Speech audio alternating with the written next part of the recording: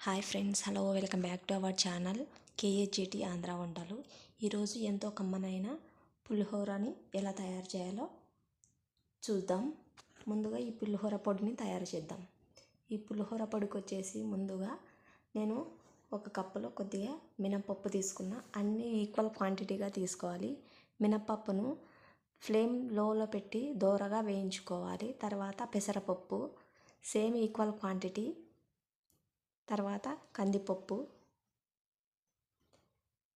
బాగా దోరగా వేయించుకోవాలి అన్నింటినీ డ్రైగా.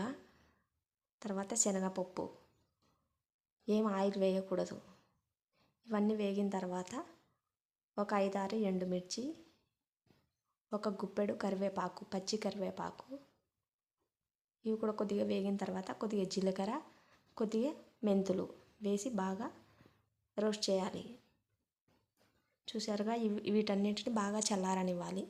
చల్లారిన తర్వాత ఒక మిక్సర్ జార్ తీసుకొని పౌడర్ చేసుకోవాలి. తర్వాత ఒక డబ్బాలో మనం స్టోర్ చేసుకోవచ్చు, ఎప్పుడైనా వాడుకోవచ్చు అన్నమాట.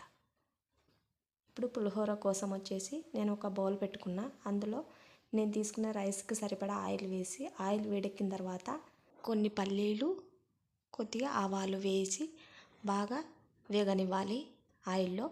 ఈ విధంగా వేగిన తర్వాత ఒక 5-6 పచ్చిమిర్చి, కొద్దిగా కరివేపాకు వేసి బాగా వేయించుకోవాలి. తర్వాత కొద్దిగా పసుపు వేసి బాగా కలుపుకోవాలి.